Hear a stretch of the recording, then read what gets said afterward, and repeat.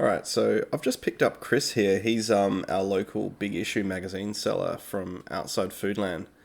This is his first time learning about Tesla full self-driving. I've just punched in the Whyalla Hospital as our destination and I've just engaged full self-driving.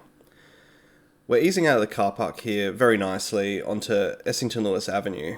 This street has very tall Norfolk Island pines in the median strip, which separates the opposing traffic with a single lane either side. As you might have seen just there, I had to disengage because FSD decided it wanted to turn right there, straight onto oncoming traffic. I've just re-engaged and it now executes a U-turn to head in the right direction, perfectly giving way to that oncoming car there, and very smoothly enters the lane of traffic. Now we're just further up the road and at the Whyalla Hospital destination here, and FSD again trying to go the wrong way up this street. So I don't know exactly what's wrong here, if there's something wrong with the mapping data or it's getting confused by the style of street we have here, but again had to disengage. Chris still very impressed with what it's capable of, but yeah, a little bit annoying on my part. So I've dropped off Chris and I'm just continuing on my drive, and we've just come over an intersection there, coming very smoothly over that spoon drain. But then start getting a bit of an odd behavior here.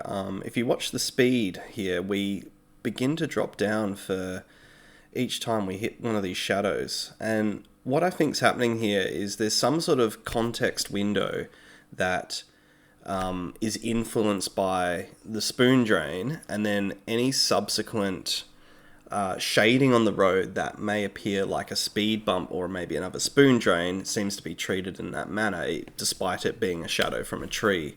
When I've come down streets with these shadows without previously hitting a spoon drain or a speed bump, it doesn't behave this way. So there's some sort of context window issue there.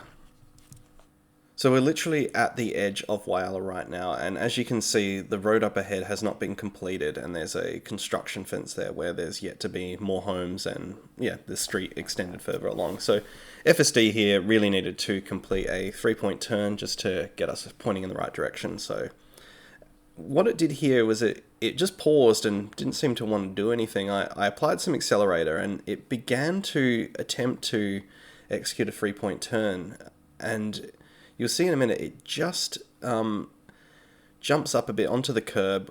That's fine. This is a low curb, so it's designed to be driven up onto. But here we just get stuck and we don't move anywhere. I gave it a bit of time just to see what it would do, and I disengaged, and I actually decided to report this one back to Tesla and gave them a short description of what I was seeing and what was going on. So hopefully this can help in the future to improve this particular behavior in the model. So yeah, just wrapping this up there. Those are some of the highlights from my drive today. Some of them, are probably a bit concerning given that FSD tried to go up a one-way street. The shadow issue is annoying, but yeah, I'm sure they'll work on that and get that solved in the future, but not critical, but very annoying, especially if there's other drivers around. The 3-point turn issue is something they'll have to work on because there are a lot of streets where that is just an absolute requirement to get out of, especially in narrow suburban streets. But yeah, all in all, it's proving to be a very capable model, and I'm very much looking forward to where Tesla is going to be able to take this next. I'm hoping that the Australian updates come out on par with the North American updates, and that we begin to see more improvements in the areas that I've covered. But yeah, absolutely. Thanks for watching, and keep an eye out. I'm going to plan to do some more videos in the future, and hopefully once the subscription comes available on my own Model 3 as well.